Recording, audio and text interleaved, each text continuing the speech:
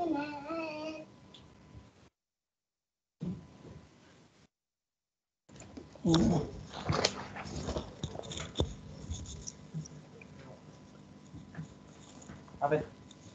ini kalau pengen nongol di YouTube saya ya di on kamera ya. Nanti YouTube rekaman biasanya saya upload di YouTube, jadi mengurangi memori laptop saya, jadi numpang di YouTube. Ya, siapa tahu ya YouTube saya lumayan loh sekarang, followernya udah akhir 250 lebih ya. Ya saya isi kuliahnya aja rekaman ya. Oh udah rekaman. Baik, saya mulai ya. Saya share screen PPT saya.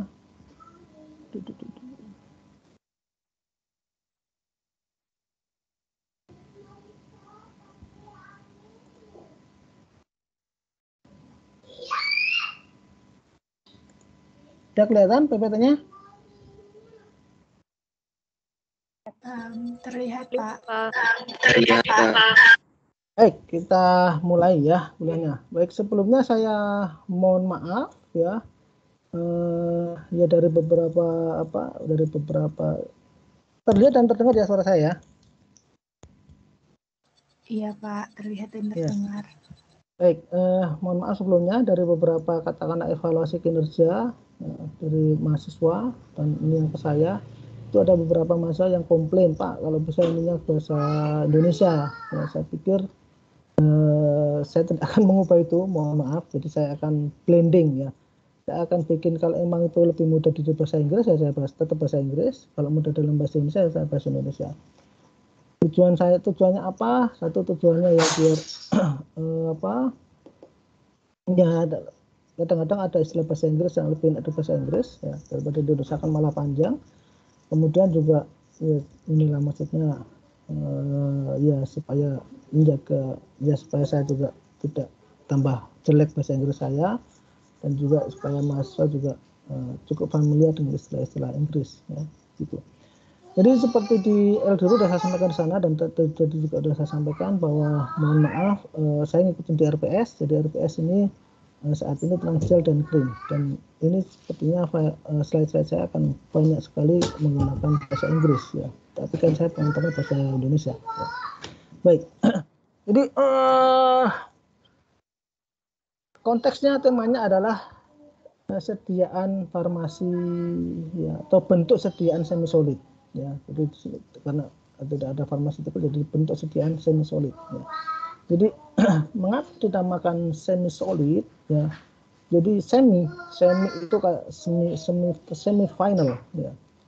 Semi final bukan final, jadi mendekati final ya.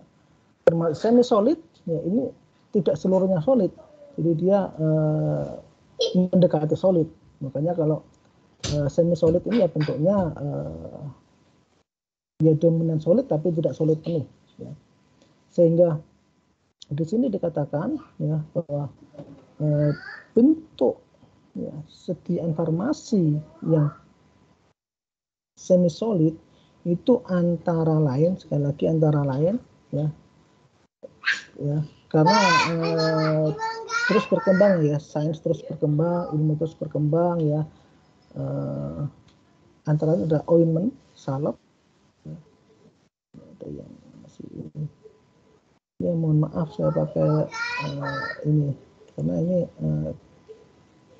ya kalau di Eropa kita umumnya lebih sering menggunakan ini ya Microsoft Teams ya. Ini kita nggak perlu bayar, jadi saya nggak perlu bayar.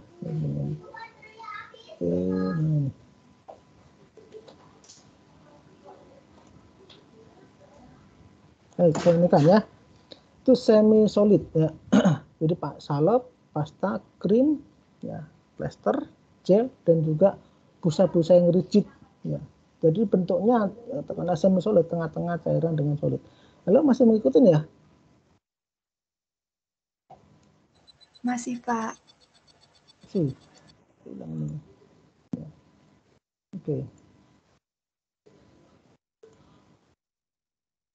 Ya. Ya, jadi gini ya, saya mungkin termasuk yang ini ya, maksudnya gini. Jadi yang katakanlah mungkin dalam hal ini yang saya sampaikan di sini atau kemarin saya sampaikan itu bisa dibilang basic ya, basic. Dan jadi kalau pengen berkembang, ya, misalkan kalian pengen belajar lebih lanjut tentang pharmaceutical technology atau teknologi informasi, jadi riset ya, di penelitian ya. Karena kalau kita nanti ya saya akan tampilkan beberapa hasil-hasil riset ya, kelas kalian yang skripsi ya, itu. Karena kalau kita tampilkan semua nanti ini ya, karena memang yang kita sampaikan ini, dan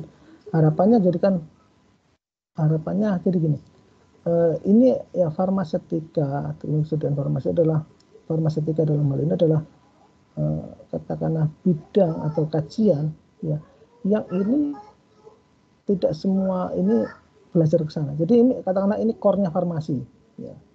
Mohon maaf saya sampaikan. Katakanlah ketika farmakologi dokter mempelajari farmakologi. Biologi apalagi orang biologi mempelajari ya. Biokimia orang biologi, orang kimia mempelajari itu ya. Imunologi dokter semuanya pelajari, tapi farmasetika itu khasnya farmasi, makanya farmasetik farmasi ya. Jadi tidak akan ditemui di program-program studi yang lain yang katakanlah Zoom belajar tentang farmasetika atau terkait dengan bentuk-bentuk studi farmasi. Makanya masih sangat populer di Indonesia farmasi itu tukang membuat obat ya, karena hanya diajarkan farmasi. Dan ini saya sampaikan supaya supaya kalian bisa, supaya ada spirit di dalam ini kalian untuk ya ya kalau di farmasi ya harus expert atau harus menguasai hal ini. Katakanlah dengan di luar kepala obat ini, obat itu kalian udah ini ya. Ini sama sediaan farmasi semi solid ini ya itu dapat mengandung satu atau lebih aktif ingredient dari zat aktif yang dia dissolve larut atau terdispersi, tersebar secara seragam uniformly dalam suatu basis yang cocok, dan juga eksipien-eksipien yang cocok yang lainnya. Contohnya adalah ada emulsifier, ada senyawa-senyawa yang dapat meningkatkan viskositas atau pengental bahasa ininya ya, bahasa ininya pengental. Ada senyawa-senyawa antimikroba atau ininya pengawet ya. Ada antioksidan dan ada senyawa-senyawa penstabil yang lainnya. Biasanya sediaan semi solid ini adalah bentuknya itu untuk topikal. Topikal itu berarti di kulit ya umumnya. Ya, untuk tujuannya itu bisa untuk terapeutik, bisa untuk protektif, dan juga bisa untuk fungsi kosmetik. Nah ini sekarang lagi termasuk lagi in ya, lagi rising, lagi naik daun ya kosmetik. Dan sekarang ini banyak sekali kosmetik dengan merek-merek baru, dan ini jadi saya temukan banyak sekali pengusaha-pengusaha ya, katakanlah dia begonya farmasi ya, dia lebih memilih bergerak di kosmetik karena katanya secara aturan, secara regulasi kosmetik belum seketat farmasi ya. Dan ini ya, ya. Kalau kalian ini saya dulu kalau kalian tahu Wardah, ownernya Wardah tahu nggak?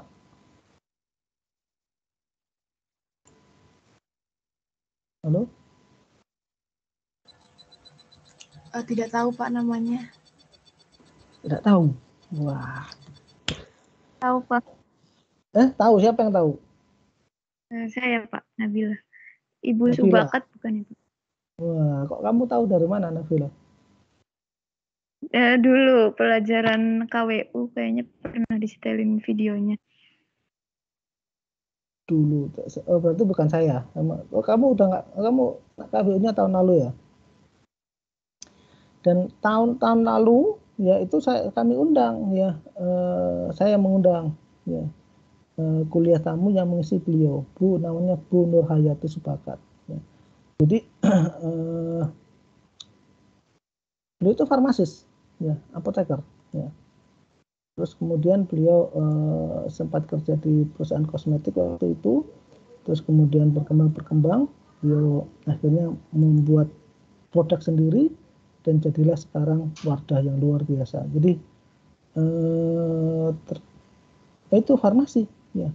Dan saat ini Wardah itu kemarin ketika pandemi awal itu Wardah bisa menyumbang lebih dari 40 M, ya. Nah, dan kompetitor Wardah itu ada sangat ditakuti oleh kompetitor kosmetik dari luar. Ya. Apa yang dari luar ya, Avon, ya, Ipsy, kayak gitu-gitu, mereka takutnya sama Wardah ketika masuk ke Indonesia. Jadi itu informasi ya. Baik, saya lanjutkan ya. Masih kelihatan ya? Masih Pak, masih terlihat. Ya. Jadi itu jadi topikal kosmetik ya. Dan umumnya digunakan untuk kulit atau juga untuk nasal. Nasal itu secara pulmonary ya, hidung, vaginal atau secara rektal itu semi solid. Jadi semi solid. Jadi bentuknya antara dia menyerupai solid, jadi antara cairan dengan padatan, punya semi solidnya. Mengapa sih berkembang ini sediaan farmasi semi solid? Ya, ini keuntungannya. Yang pertama, itu dia dapat digunakan secara eksternal. Ya. Kemudian memungkinkan ya dapat mengurangi efek samping. Ya. Ya. Terus kemudian secara jadi obat-obat semi solid ya dan diberikan secara topikal, itu dia dapat menghindari yang namanya first pass metabolism, first pass effect. Ya, kalau obat yang diberikan secara biovar, obat yang diberikan secara oral kan dia selalu akan melewati hati dan di hati akan mengalami metabolisme. Nah, untuk ini enggak. Sehingga dan kayaknya saya sudah menyampaikan juga bahwa the most popular rute pemberian itu oral ya. Jadi para peneliti drug discovery, drug development itu mikirnya pertama adalah bagaimana kita bisa mendeliver obat itu secara oral. Nah, tujuannya ke sana. Tapi ketika misalkan di oral itu ada kendala begini begitu, akhirnya berkembang. Ya, ada yang parenteral, ada yang mengembangkan parenteral, ada yang mengembangkan topikal, ada yang mengembangkan okular, ada yang ya macam-macam. Ya. Dan terus berkembang ya. Dan katakanlah tadi saya topikal secara kulit. Sekarang topikal pun macam-macam ya. Katakanlah kalau topikal itu ya katakanlah selat kulit lah, nah, topikal. Nah, terus kemudian kan berkembang ada yang hanya katakanlah just topical, jadi dia untuk tujuan tidak sampai sistemik ya. Ada mereka topikal secara kulit tapi dia tujuannya sistemik, dia menggunakan transdermal. Transdermal sekarang juga macam-macam, ada patch, ada apa tablet biasa, ada sekarang berkembang microneedle ya macam-macam. Nah, keuntungan yang lainnya ini ya obat-obat yang diberikan semi solid ini dapat memberikan aksi lokal dan aksi yang spesifik pada tempatnya pada area yang khusus yang diharapkan. Kemudian nyaman, convenient untuk pasien-pasien yang tidak sadar ya. Atau pasien-pasien yang mempunyai kesulitan dalam hal pemberian oral. Ya, ada kan pasien-pasien atau orang-orang yang nggak bisa minum obat. Ya, itu challenge ya, itu tantangannya karena kan ada beberapa obat yang memang bagusnya diberikan secara oral. Tapi kalau misalkan dia ada kendala ya nggak bisa di oral ya, tentunya harus carikan alternatif yang lain. Nah, salah satunya ya dengan pendekatan semi solid dapat diberikan. Ada nggak Pak semi solid yang diberikan secara oral? Ada. Ya. Sekarang juga berkembang gel yang diberikan secara oral. Ya, makanya di sini kita konteksnya adalah semi solid dosage form, bukan ke bukan ke topikal vaginal oralnya, ya itu kan di biovar ya. Nah, ini ke bentuknya semi solid. Kemudian juga cocok untuk bentuk pekerjaan yang rasanya pahit. Ya. Kemudian yang berikutnya, keuntungan yang lain dari sediaan semi solid adalah lebih stabil daripada bentuk sediaan cairan. Ya. Lalu tidak ada yang sempurna, semuanya pasti ada kelebihan, ada kekurangan. Ya. Nah, kekurangannya dari sediaan semi solid ini adalah apa? Tidak ada, atau akurasi dosisnya itu tidak precise. Ya. Jadi tidak akurat, tidak pas. Ya. Contohnya misalkan katakanlah kalau tablet paracetamol 500 mg, 500 mg kita minum. Nah, kalau misalkan semi solid, ya misalkan kita katakanlah mohon maaf mau mengobati ini jamur dioleskan ya. Oleskan 3 kali sehari, begitu. Terus kemudian basisnya yang digunakan itu umumnya biasanya dia dapat mudah teroksidasi. Kemudian dapat menyebabkan staining, pewarnaan. Nah, dan ini akan membedakan kita dengan para bule ya. Kalau kita itu pengennya putih ya, pengennya kulitnya putih, mulus, kuning. Kalau orang bule malah pengennya agak kecoklat-coklatan. Ya. Tapi ya itu menyebabkan staining itu pewarnaan. Kemudian kendala yang lain adalah dia bulky to handle. Bulky itu voluminous. Jadi dia ya makanya kalau katakanlah kalau sediaan tablet kan dalam bentuk tablet pelet kan kecil-kecil. Very simple to handle. Penanganannya sangat simple. Tapi kalau ini kan dalam bentuk cup ya, jadi membutuhkan bulky, membutuhkan tempat-tempat space tertentu penanganannya. Kemudian keterbatasan berikutnya ya, aplikasi dengan jari itu dapat menyebabkan kontaminasi. Ya. Ini. Kemudian secara fisikokimia relatif less stable, kurang stabil jika dibandingkan dengan bentuk sediaan padatan. Memang demikian. Kalau dari sisi stabilitas, yang paling stabil itu bentuk sediaan padat, kemudian semi solid, yang paling relatif sangat riskan stabilitasnya itu adalah sediaan cairan liquid. Kemudian semi solid ini dapat menyebabkan iritasi atau alergi ya, terhadap beberapa pasien. Nah, sekarang kita masuk ke dalam. Jadi bagaimana sih menyiapkan bentuk-bentuk sediaan semi solid itu? Ya, ini adalah bahan-bahan umum ya pada sediaan semi solid pada umumnya. Ya, katakanlah formula umum ya untuk suatu sediaan semi solid ya. Jadi ada basis. Basis itu ya kalau di sediaan kemarin sebelum itu sempat sediaan padatan tablet, basisnya adalah pengisi. Ya. Jadi ini backbone-nya ya, bagian terbesar dari suatu sediaan. Jadi kalau di sini ya basisnya nanti kalau misalkan gel ya harus menggunakan basis gel.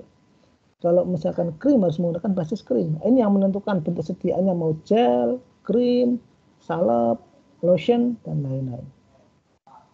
Kemudian diperlukan tadi pengawet, ya, humektan, pelembab, antioksidan, ya.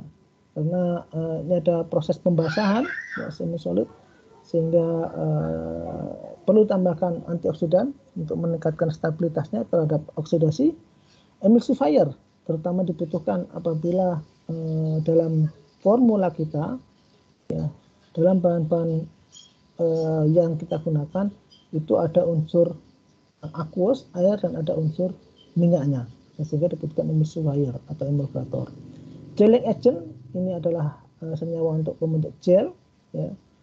Ini kalau untuk dalam gel ya ini bisa katakanlah menjadi satu antara gelling agent dengan basis.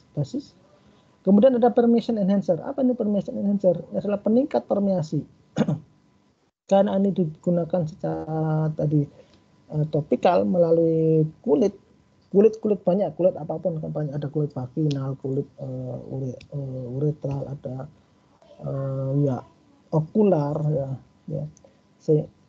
Itu untuk meningkatkan permeasinya, bagaimana obat itu dapat melewati membran biologis itu perlu tambahkan enhancer.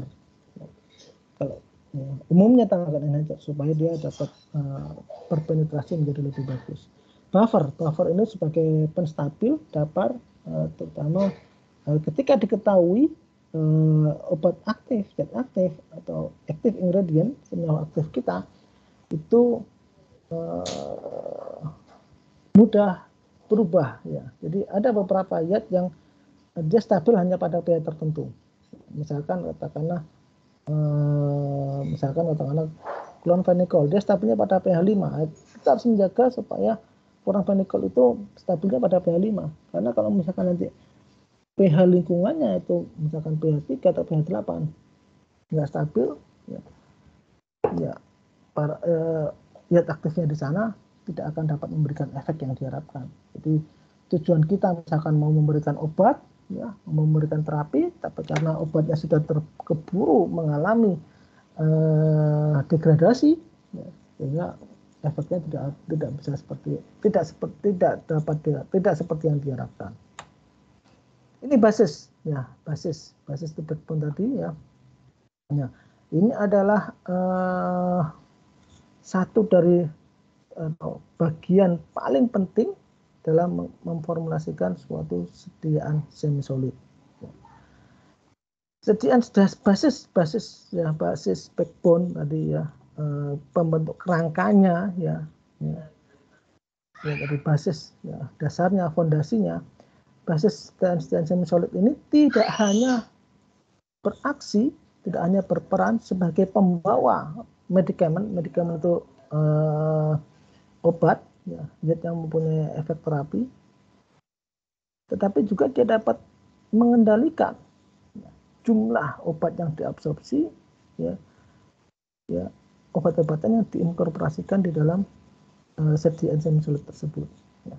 Jadi basis ini tidak semata-mata membawa, tidak semata-mata sebagai tempat zat aktifnya itu nempel atau dimuatin, ya diinkorporasikan, tetapi ya apalagi saat ini trennya semuanya smart ya, diharapkan basisnya ini juga dapat tidak hanya membawa saja, tapi juga punya fungsi yang lain. Dalam hal ini dia dapat membantu bagaimana supaya pelepasannya itu dapat dikendalikan sesuai dengan yang kita harapkan, kita kontrol.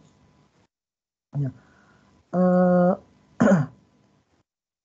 Sifat ideal dari suatu basis ya, diantaranya inert itu tidak memberikan reaksi apa-apa ya, inert ya.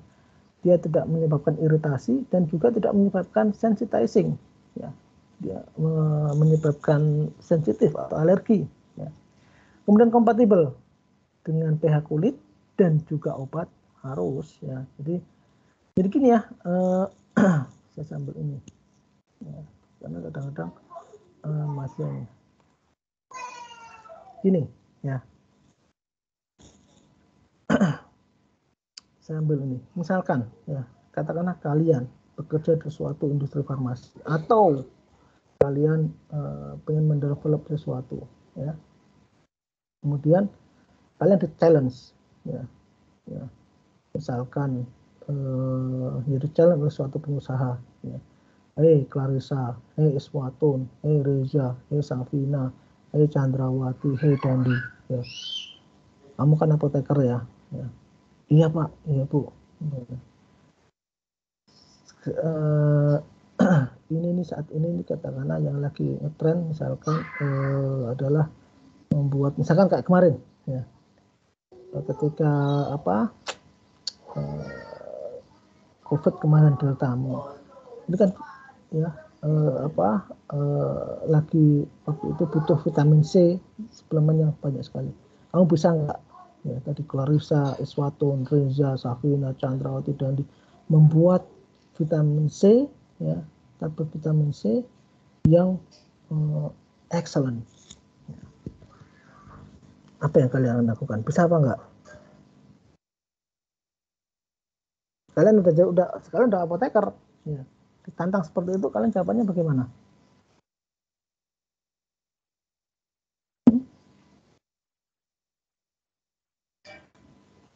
Gimana?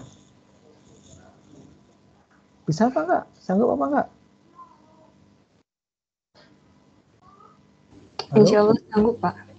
Wah, Clarissa sanggup. Oke.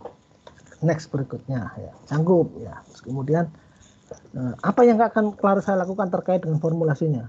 Nah, karena ini saya ingin meluruskan karena kadang-kadang ada mahasiswa yang kadang-kadang formulasi itu asal formulasi, padahal ada filosofi di sana, ada kerangka berpikir bagaimana ketika kita memformulasikan suatu obat.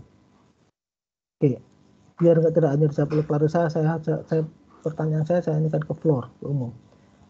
Ya, tadi 2 kilo Clarissa sanggup. Ya, kemudian kesanggupan itu ketika diimplementasikan dalam tahapan berikutnya memformulasikan suatu sediaan tadi tablet vitamin C, apa langkah pertama yang kalian lakukan? Ini udah tahap mau memformulasikan. Halo? Izin menjawab, Pak. Ya, silakan, Clarissa. Mungkin reformulasi. Jadi kita cari tahu dulu sifat-sifat dari zat aktifnya, misal itu vitamin C, kemudian nanti disesuaikan sama sifat-sifat sekiranya eksipien apa yang dapat maksudnya dapat membantu zat aktif tersebut lebih optimal gitu dalam pembuatannya gitu. Yes, ya, berarti investornya ini nggak rugi nih. Ya. Dalam hal 2 step ini Clarissa udah dalam step yang benar. Ya, ya sip. Berarti kerangka berpikir udah ada di Clarissa. Mudah-mudahan yang lainnya juga terini. Jadi ketika kita memformulasikan suatu sediaan, ingat ini ya. Ini saya rekam ini. Starting point-nya itu adalah di zat aktif. Ingat, starting point-nya di zat aktif. Ya. Jadi kalau tadi saya sebut contohnya vitamin C ya, berarti pertama kali dilakukan ketika kita mau memformulasikan di zoom, di performulasi vitamin C-nya ini. Ada data selengkap-lengkapnya ya performulasi itu. Ya. Semakin lengkap data, itu akan semakin memudahkan kita mencari eksipien-eksipien yang lain. Ya. Jadi starting point-nya adalah reformulasi zat aktif itu. Ya. Nah, makanya ya Pak, ini gimana dengan yang dengan penelitian kakak kelas kita Pak yang herbal? Nah, ini sebenarnya yang herbal itu sebenarnya kayak kalau misalkan saya nanya ke mahasiswa bimbingan saya gitu ya, bikin apa? Kamu mau nyobain nggak? Padahal nggak mau. Padahal itu misalkan udah diuji stabilitas juga untuk skripsi. Gitu. Kamu mau nyoba? Nggak mau.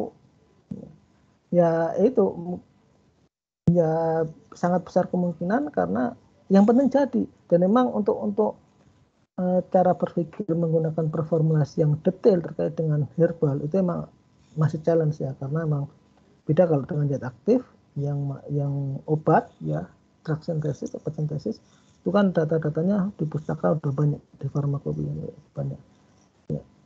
Ini challenge bagi yang herbal ya, tapi katakanlah kita kembali ke rule aturan umumnya, kita starting dari zat aktif, kita cari formulasi. Jadi filosofi kita membuat suatu sediaan farmasi itu adalah kita membuat kendaraan zat aktif yang akan kita deliver, yang akan kita kirimkan. Ya, itu. Jadi makanya tadi di sini karena ini tadi nyangkut di sini ya, ini kan lagi biar kelihatan ya ini ya. Ya, inert, non irritating and non sudah compatible with skin pH dan drug, obat, zat aktifnya. Ya. Jadi ketika kita mencari eksipien, semuanya harus cari yang kompatibel. Ya. Kalau misalkan ada yang jangan. Kalau misalkan dia bereaksi dengan zat aktifnya, itu sangat rentan sediaan yang akan kita buat itu tidak stabil. Karena sudah terjadi reaksi terlebih dahulu. Jadi harus kompatibel. Kemudian harus ini katakanlah basis, tapi ini berlaku untuk seluruh eksipien. Jadi harus kompatibel dan harus inert terhadap zat aktif. Ya. Kemudian basis ini harus mempunyai sifat yang pelarut yang baik atau suatu emulsifier agent yang juga baik. Ya.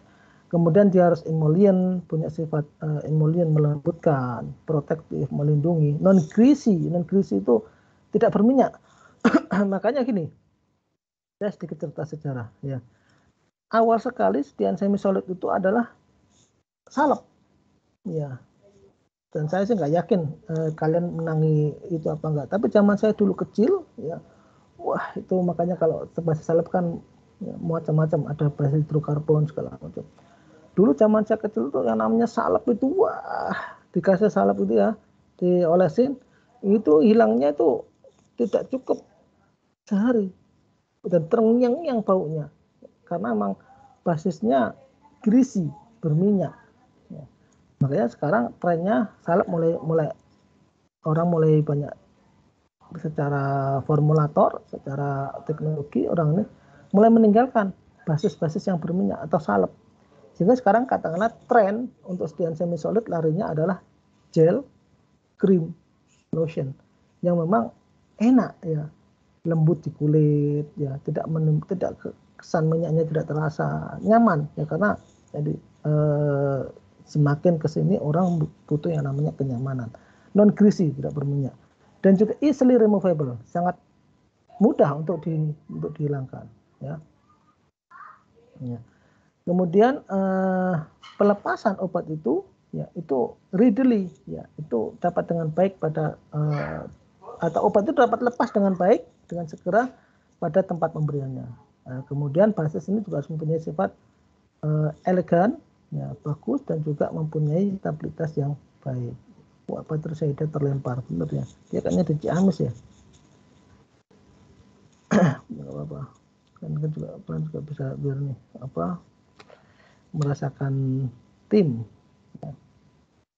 Biar nggak zoom sama Google Meet aja. Lanjut ya.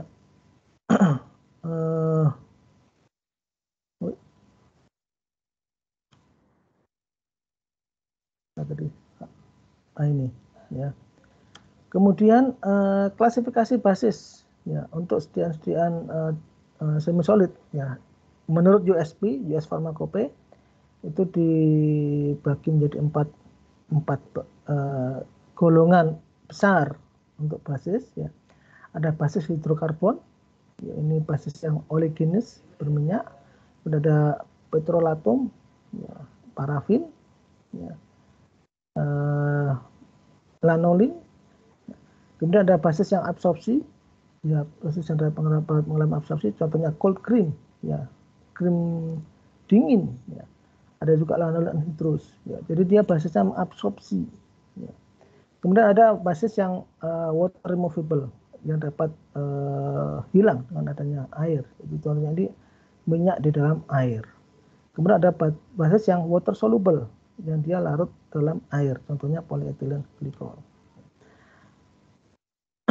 Basis, kemudian ada emulsifier, emulkator. Ya, ini adalah suatu substance, suatu senyawa yang dia menstabilkan suatu emulsi dengan peningkatan stabilitas kinetiknya. Ya, dan ini biasanya kalau dalam hal sediaan semi solid, ini ketika dalam formulanya, dalam bahan-bahannya ada melibatkan fase air, aqueous, dan fase minyak. Emulsifier, emulkator ini harus mampu menurunkan tegangan permukaan untuk emulsifikasi yang proper, yang sempurna, yang baik. Kemudian emulsifier ini harus dapat mencegah terjadinya koalesen. Ini lagi Padilah Reski Widiantoro.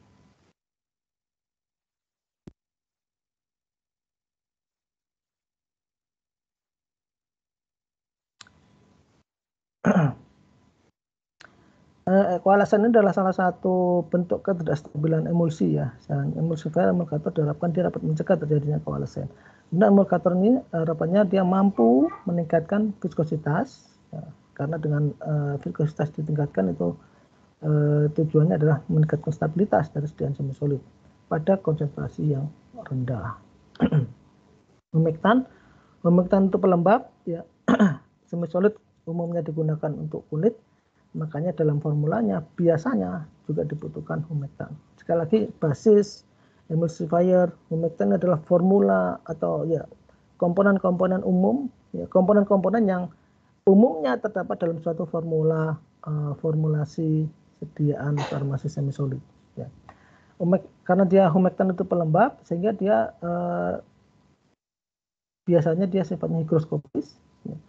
Ini digunakan untuk meningkatkan kelarutan dari zat aktif, meningkatkan penetrasi terhadap kulit, dan juga meningkatkan hidrasi terhadap kulit. Ada buffer di sini, ya. Buffer itu ditambahkan ya untuk beberapa tujuan, antara lain kompatibilitas dengan kulit. Ya. Bagaimana ini hubungannya dengan buffer? Jadi pertama kali yang dilihat ketika kita memilih buffer itu adalah stabilitas zat aktifnya. Ya. Jadi makanya tadi jadi kata Clarissa, kita lihat dulu zat aktifnya bagaimana reformulasinya. Misalkan ternyata zat aktif yang akan kita buat di enzim solid itu hanya stabil atau stabilitasnya ring pH-nya itu kecil, ya, kita harus tambahkan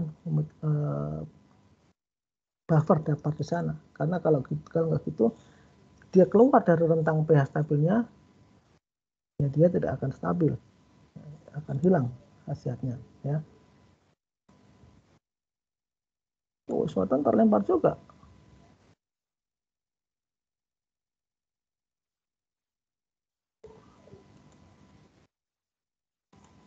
Nah, setelah itu kan misalkan pH-nya stabil, zat aktif stabil pada pH 5, ya. Berikutnya kan kita cari dapar kan banyak. Nah, sehingga kita cari yang dapar yang dia kompatibel terhadap kulit. Kemudian dapar ini juga dapat digunakan untuk kelarutan obat. Ya, karena ada obat-obat tertentu dia memiliki kelarutan spesifik, ya, atau kelarutannya dipengaruhi oleh pH. Jadi ada obat yang dia sangat larut di dalam pH 5-6, tapi dia tidak larut ketika pH-nya 8. Nah, ini harus sehingga perlu ditambahkan dapar. Stabilitas, ya, jadi yang saya sampaikan di awal, ya, terkait dengan stabilitas obat pada pH-pH tertentu. Dan kemudian dapar ini tujuannya juga untuk influence, ya, pengaruh dari ionisasi suatu obat. Ya.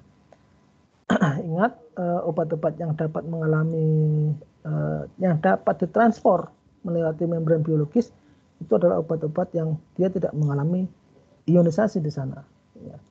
Sehingga dapar ini perlu diperhatikan penggunaannya. Ya. Ya. Contohnya adalah dapar adalah natrium asetat, natrium sitrat, dan atau potasium asetat atau potasium sitrat. Bahan lain yang lazimnya digunakan dalam suatu enzim solid adalah antioksidan. Ya. Ini dari kata-kata anti dan oksidan.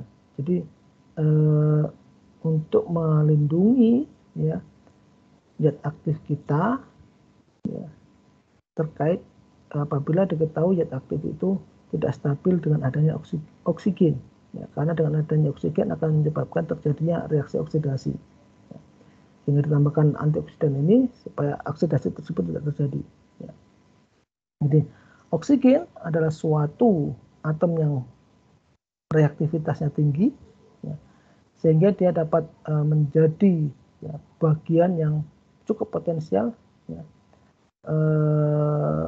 merusak molekul, dan ini dinamakan radikal bebas. Ya. Dan radikal bebas ini dia dapat menyerang, ya, mampu menyerang sel-sel yang sehat di dalam tubuh, dan dia dapat menyebabkan sel-sel itu kehilangan strukturnya dan juga fungsinya.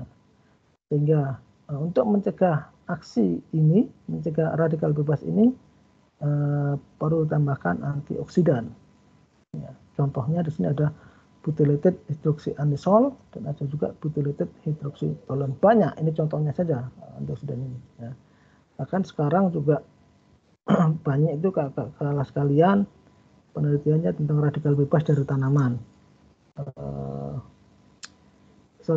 Antioksidan dari tanaman. Ya, tujuannya ini untuk menangkap. Jadi kan dia radikal bebas. Radikal bebas terjadi karena ada elektron yang tidak berpasangan di sana. Ya, dan itu kalau dia sampai masuk ke dalam, ini kan salah satu penyebab kanker, salah satu, ya, karena penyebab kanker macam-macam, itu karena adanya radikal bebas di dalam yang terus dia menyebabkan radikal bebas dalam suatu sel-sel tertentu, kemudian sel itu bisa mereplikasi, menduplikasi sehingga pertumbuhan selnya menjadi out of control, ya, jadilah kanker.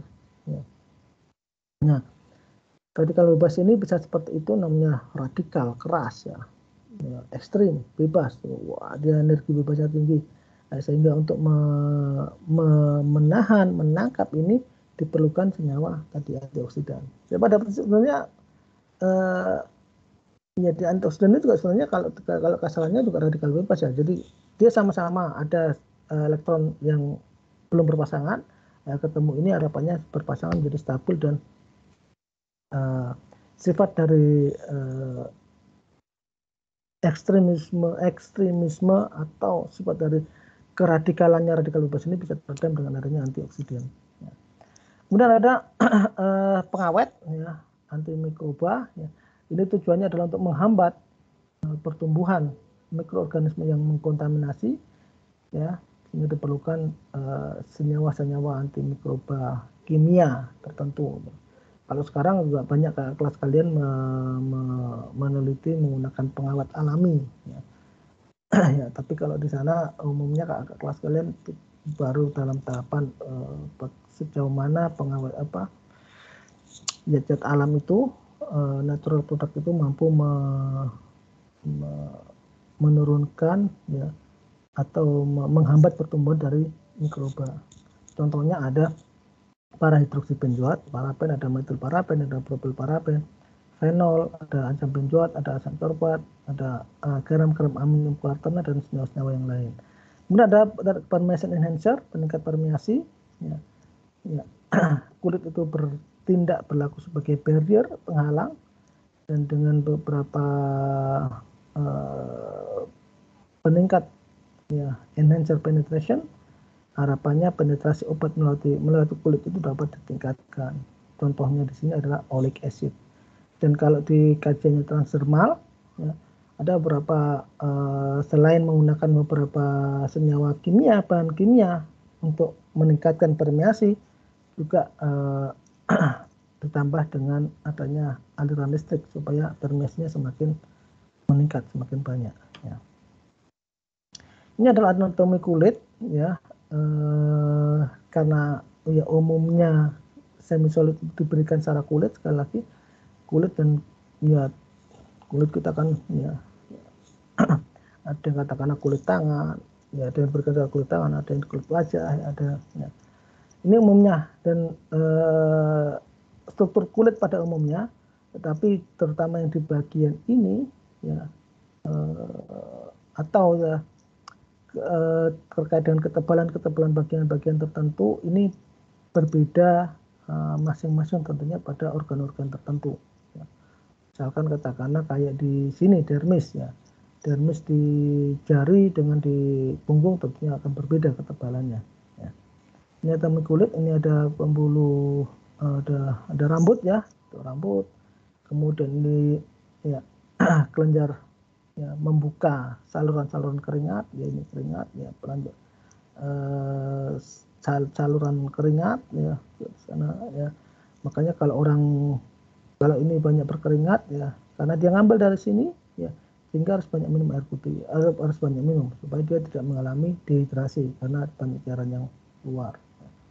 Ini epidermis. Epidermis. Katakanlah kalau by default yang namanya topikal itu obat yang diberikan melalui kulitnya, tapi seiring berkembangnya waktu ya, untuk memisahkan karena berkembang ada transdermal ya, jadi kalau tidak disebutkan lain, topikal itu dia sifat penetrasinya di sekitar epidermis, makanya kalau sedianya topikal yang diberikan secara topikal dia bereaksinya lokal. Untuk yang sistemik dia kalau diberikan di kulit dia istilahnya transdermal karena dia melewati dermis ya. Ini folikel rambut ya, ini sebutan kalau misalkan mau diberikan secara sebutan dan diberikan di sini ya, kalau semi-solid di kulit sini ya, hanya di sini. Makanya tadi dibutuhkan yang namanya enhancer permeation, peningkat permeasi ya. Ya, diperlukan juga pelembab tadi ya, supaya nyaman ya. Ya, dibutuhkan peningkat kekentalan supaya kontaknya dengan kulit menjadi lama. Ketika kontak lama, harapannya obat yang melewati membran biologi juga akan lebih lama. Itu tadi katakanlah formula umum dari segi semi solid. berikutnya kita akan masuk ke sediaan, ya, sini gel dan krim nanti. Ya. Sebelum masuk ke sini ada yang mau tanyakan?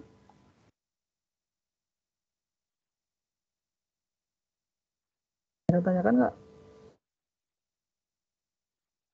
Iswatun hasanah. Kalau siapa Cynthia Rahmadewi di sini ya, kelas B ya? Kelas apa? Oh, kelas A. Oh, kalau Biofar Iswatun hasanah sama, aduh siapa? Nang jawab satunya? Sama Nafisa, Pak. Oh, Nafisa. Oh, ya, enggak, yang kelas A yang ya namanya Cynthia Rahmadewi sama siapa ya? Ini sama Nafisa ya. Ya, besok ada praktikum ya, Rabu Kamis ya, kayaknya dengan saya ya. Nanti kita ini kan kita mau ambil kan online ya, mau ngambil jatah libur atau mau jalan terus nanti kita lihat ininya. Ya, ini ke asisten juga ya. Ada tanyakan sebelum kita masuk ke gel? Itu secara umum tadi ya. Jadi ya tadi semi solid dan terus mungkin ada yang bertanya, Pak, apa bedanya di katakanlah semi solid di sini dengan di farmasetika? Tidak. Jadi kalau di teknologi ini lebih dalam ya, jadi lebih ke arah pembuatannya dan tidak asal jadi sebenarnya ya. Jadi harapannya mahasiswa setelah mengikuti kuliah ini benar-benar frame-nya, cara berpikirnya udah lebih dalam dan udah lebih komprehensif ya. Jadi bahwa dalam membuat suatu formula krim, formula gel itu tidak asal jadi, tapi tadi udah ada mindset di sana. Jadi kapan kita akan gunakan dapar, kapan kita akan gunakan pengawet, kapan kita akan itu semua ya dipelajari di sini. Makanya tadi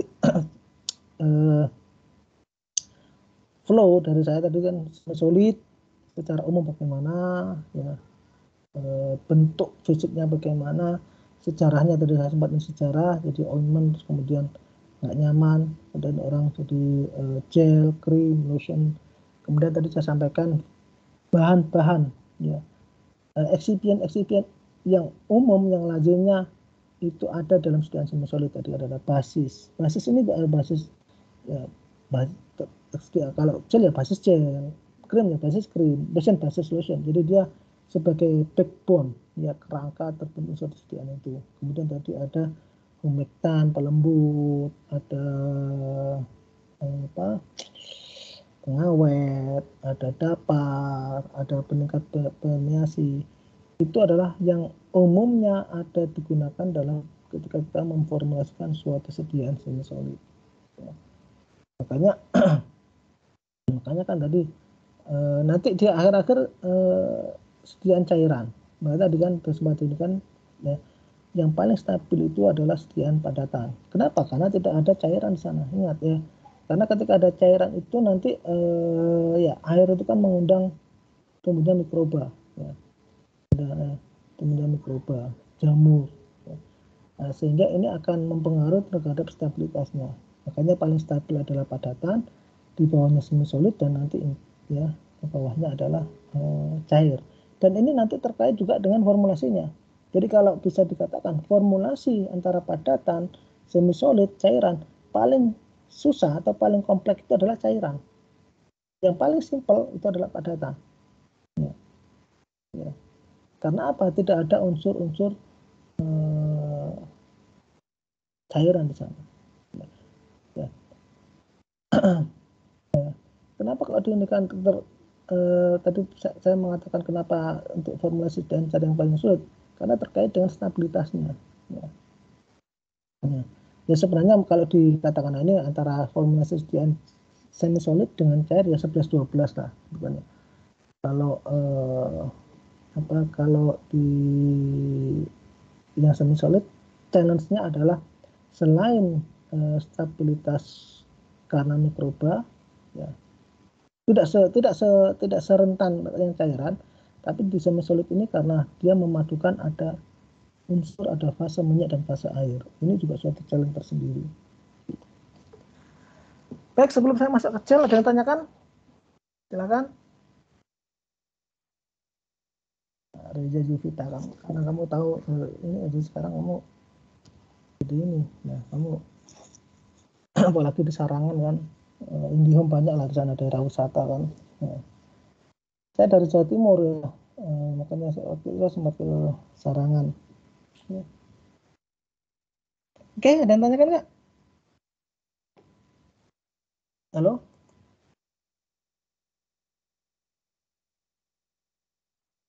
Dari saya belum ada, Pak. Ya, dan di Indonesia itu. Kamu kapan dan balik sini? Teman-teman udah pada balik sini tuh. Nah, ini dulu. Siapa tahu udah ada apa updatean send terkini dari tim.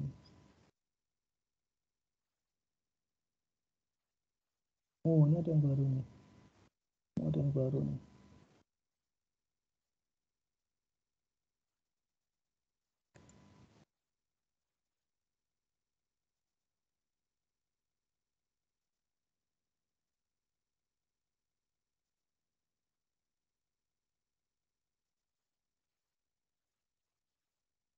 Ah, tapi nggak jelas ya. Kalian bisa lihat nggak?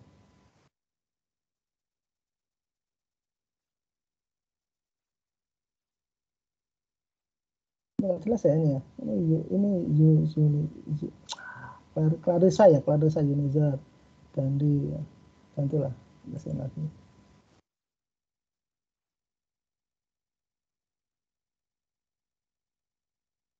Ini ada abstrak apa ini?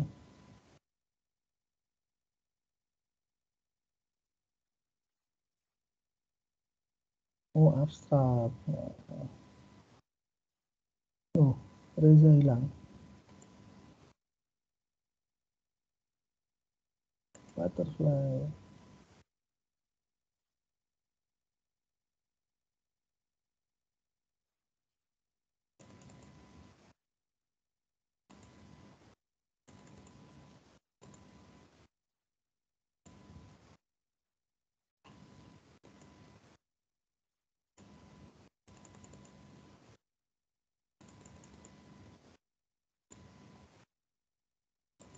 Nggak ada pertanyaan?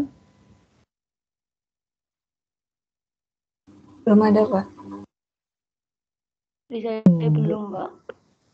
Reza hilang. Dan apa?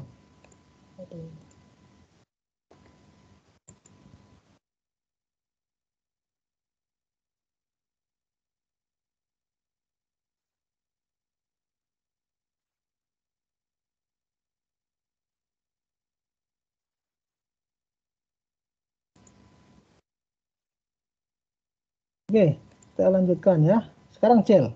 Gel. Gel itu adalah bisa ngelihat ya slide saya ya. Bisa, Pak. Nah, gel itu adalah suatu bentuk sediaan farmasi, bentuk sediaan semi solid juga ya. Gel ini homogen, clear, jernih ya.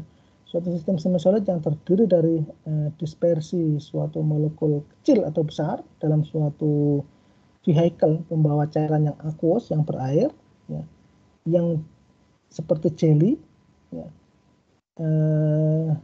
karena adanya penambahan gelling agent, senyawa-senyawa yang membentuk gel. Gel ini adalah suspensi koloid ya, suspensi koloid yang aqueous ya, dalam fase air ya, yang merupakan bentuk terhidrat dari obat-obatan yang insoluble, tidak larut dalam, kalau tidak dinyatakan lain insoluble itu tidak larut dalam air ya, dan digunakan untuk pengobatan atau lubrikasi ya, pelumas ya. Ya, gel itu ya jelly itu gel ya, makanya tadi saya sempat ini kan bahwa ini juga salah satu yang rising. Jadi saat ini bisa dibilang sediaan semi solid yang katakanlah populer itu gel, cream, lotion ya. Jadi the vehicle pembawanya antara ini dapat berupa aqueous ya, air atau yang berair, kemudian dapat juga hydroalkoholik. Itu alkoholik itu dari kayak etanol gitu, jadi dia gabungan dari air dan alkohol. Kemudian base ya, alkohol, berbasiskan alkohol, dan atau non aqueous. Non aqueous berarti minyak ya, karena dia tidak berair ya. Nah, gelling agent gelling agent ini bisa di ini juga basis gel. Ya. Ini adalah suatu material yang digunakan untuk thicken, untuk menebalkan dan juga menstabilkan dari cairan-cairan liquid, larutan-larutan cairan-cairan liquid. Ya. Kemudian they dissolve. Ya.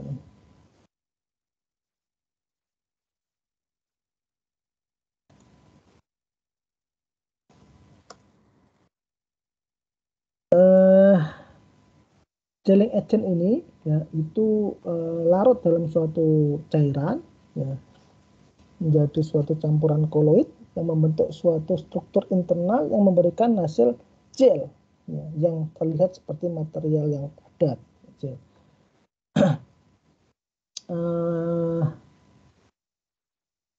Jadi gel ini banyak digunakan karena tadi ya dia tadi tidak greasy ya, dia cenderung jadi aqueous, cenderung berair, jadi nyaman ya buat pengguna.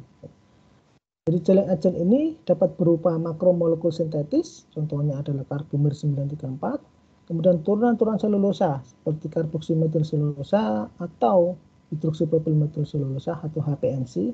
Ini karboksimetil selulosa atau CMC, ya. Ini HPMC. Gelling agent juga dapat dari gum-gum alam seperti tragakan. Ini gelling agent ada tiga jenis, ada tiga tipe dari gelling agent, bahan-bahan pembentuk gel. Yang pertama adalah polimer alami, ini dapat dari protein atau juga karbohidrat. Dalam hal ini karbohidrat polisakarida, ya, polimernya. Dan karbohidrat ada monomer, ada dimer, ada dan polimernya, ini polisakarida. Kemudian jenis yang kedua dari gelling agent adalah polimer yang semi sintetis. Jadi dinamakan semi sintetis, jadi biasanya dia dari senyawa alam, kemudian dimodifikasi, ditambahkan senyawa-senyawa tertentu, ya, jadi semi sintetis. Ini contohnya adalah turunan-turunan selulosa. Makanya awalnya selulosa, ya, kemudian tambahkan ada metil selulosa, ditambahkan gugur metil di sana, jadilah metil selulosa atau metosel. Kemudian selulosa ditambahkan gugus hidroksipropil, jadilah hidroksipropil metil selulosa. Hidroksipropil jadi hidroksipropil selulosa. Jadi ada HPC hidroksipropil selulosa, ada HPMC hidroksipropil metil selulosa. Tambahkan karboksi, ya, metil, karboksi metil selulosa CMC, ya, sehingga dia golongannya semi sintetis. Ada juga senyawa-senyawa polimer sintetis. Contohnya sintetis di sini PLGA, polylactic glycolic acid. Jadi dia disintesis. Ya. Menurut National Formulary nasional ini di US, ya, terdapat 6 polimer yang sering banyak digunakan untuk membuat suatu formula gel.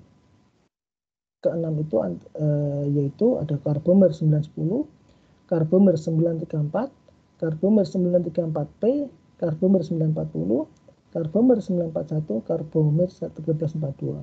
Karbomer itu juga ada yang mengenal dengan istilah karbopol, karbomer ya.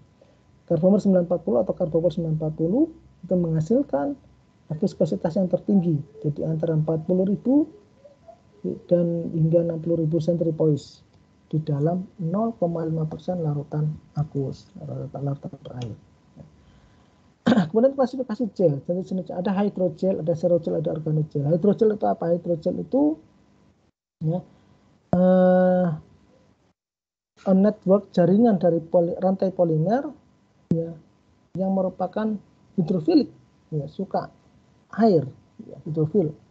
Kadang-kadang temukan membentuk seperti gel koloid, yang mana air itu sebagai medium pendispersi, hydrogel. Jadi dari kata-kata hydrogel, hydro dari kata-kata hydrofil gel. Jadi hydrogel itu adalah gel yang hidrofilik, jadi gel yang suka air. Ya. Hydrogel ini absorbennya sangat tinggi, ya, dia dapat mengandung, dapat mempunyai kandungan lebih dari 90% air, ya.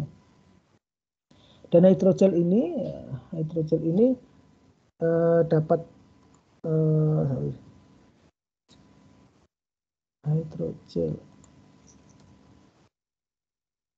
dapat dari apa? Sintetis atau dari polimer alam. Hydrogel ini memiliki derajat fleksibilitas very similar, sangat mirip dengan jaringan-jaringan alam. Dikarenakan apa? Karena kandungan airnya yang cukup signifikan. Dan ini juga saat ini berkembang ya,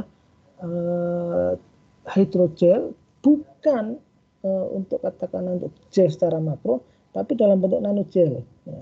Jadi gel dibuat nano dan umumnya dia menggunakan hydrogel. Ya. Jadi dia menggunakan polimer-polimer alam ya, atau semi sintetis atau sintetis. Ya. Dan ini di luar, di US, di Europe, di Amerika, di Eropa, hydrogel ini ya instead of ya selain digunakan untuk gel yang makro ini, saat ini juga mulai dikembangkan bagaimana misalkan menyambungkan tulang yang retak atau bahkan dibuat biomimetik ya, biosimilar ya, membuat organ-organ yang mirip dengan organ manusia dan bahannya adalah hydrogel.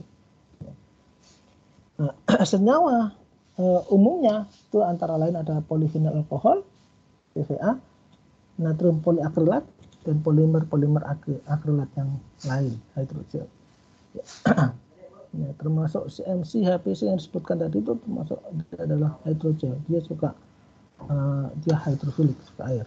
Nah, kegunaan hydrogel, nah ini tadi yang saya ini kan sebagai scaffold itu kayak jaringan ya, kayak untaian dalam rekayasa dalam tissue engineering, dalam rekayasa jaringan ya. Jadi misalkan di situ ya kalau di sana misalkan katakanlah sedang patah tulang ya, nah, itu diantaranya bagaimana misalkan mau menyambungkan antar tulang itu diantaranya dengan menggunakan rekayasa jaringan menggunakan hydrogel dengan scaffold tadi. Jadi dibuat seperti scaffold juga seperti apa ya, implan begitu, tautan ya. Kemudian sebagai lingkungan yang sensitif ya, detektor yang sensitivity ya. Jadi detektor lingkungan ya. Kegunaannya hydrogel sebagai sustain release drug delivery system. Jadi untuk pengantaran obat, sistem pengantaran obat yang sustain release, yang pelepasannya berkelanjutan atau control release ya. Yang terkendali. Hydrogel ini juga dapat memberikan absorpsi dan debriding, ya, absorpsi yang bagus dan debriding yang lebih bagus lagi. Hydrogel juga dapat digunakan untuk kontak lens. Oh, kasihan Raja Yunita, sarangan terlempar. Ini terlempar ya, yang kayak gini terlempar sendiri gitu ya.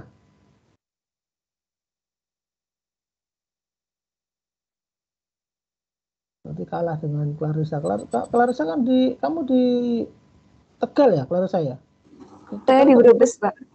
Brebes. Di kota kamu?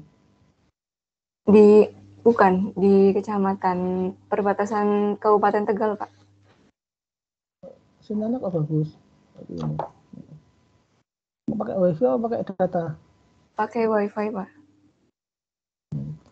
Oke, saya lanjutkan ya. Jadi dia hydrogel ini dapat digunakan sebagai kontak lens, ya, kontak lens untuk mata. Ya. Kemudian hydrogel ini dapat digunakan untuk elektrokardiogram, medical electrode. Jadi elektroda medis untuk elektrokardiogram, untuk melihat di jantung. Ya.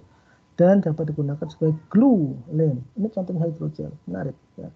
Dan ini saat ini udah di barat sangat-sangat advance risetnya menggunakan hydrogel ini. Ya.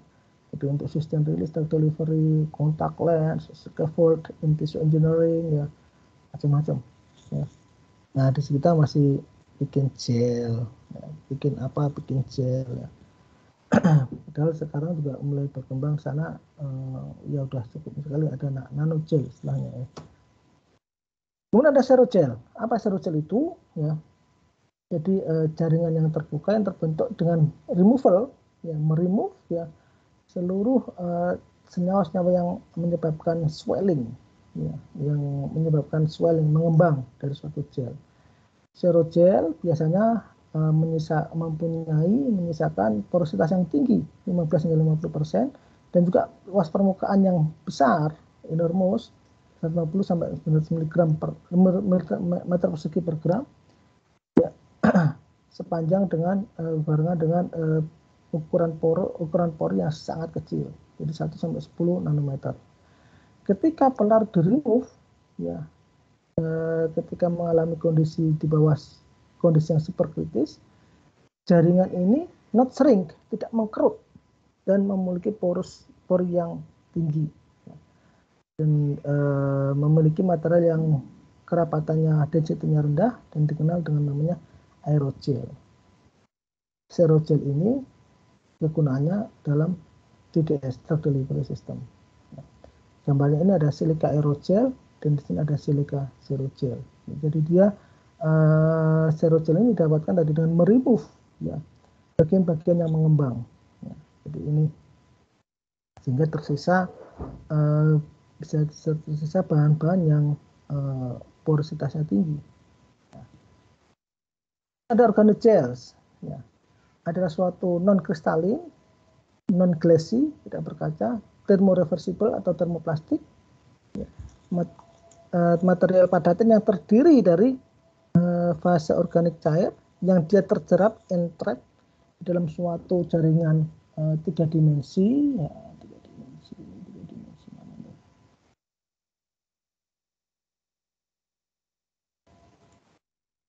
Yang dia tertaut crosslink, ya, jaringannya. Ini cairannya dapat terbentuk juga cairan, sebagai contoh pelarut organik ada mineral, ada minyak mineral, ada minyak sayur, vegetable oil. Sistem-sistem ini didasarkan pada self assembly, jadi dia merakit sendiri dari suatu struktur molekul tertentu. Kegunaannya apa ini organogel ini? Dalam industri farmasi dan juga dalam industri kosmetik dan makanan. Kemudian ada tipe-tipe dari fase gel, ada single phase, fase tunggal. Jadi gel di mana makromolekul ini secara seragam, ya, uniform, terdistribusi melalui suatu cairan yang dia tidak ada tidak kelihatan, ya, boundaries batasnya antara makromolekul yang terdispersi dan juga cairannya. Ini biasanya melibatkan organik, contohnya albumet, tragakan, atau gel-gel pada umumnya karbonat karbopol, tragakan, gum arab, HPC, metosel, dan ini single phase, jadi tidak kelihatan, ya. Jadi one single and coherent lamellar gel phase, ya. Kemudian ada two phase domain, ya. Jadi ketika masa gel, ya, terdiri dari flokul atau partikel-partikel yang terpisah, ya, kecil, ya, ini fasenya 2, dan dia melibatkan inorganik. Contohnya adalah aluminium hydroxide, aluminium hidroksida. Aluminium hidroksida ini sering digunakan kalau dalam terapinya sering digunakan untuk ini antasid, ya, aluminium hidroksida. Ya, dia bereaksi kalau dalam tubuh, dia antasid, dia menetralkan asam-asam dalam asam lambung kita. Ya. Ini contohnya dari model dari dua fase, gel 2 fase. Tipe gel, ya, ada gel yang control release, gel yang pelepasannya terkendali, ada gel bioadhesive, lengket, ada gel yang extended release, yang pelepasannya diperpanjang, ada gel amfifilik berarti gel yang dia ada surfaktanya di sana, ya, ada yang hidrofil, ada lipofil, ada gel kompleksasi, ada gel yang berbentuk kompleks, kemudian ada hydrogel yang, nah, ini reversible ini.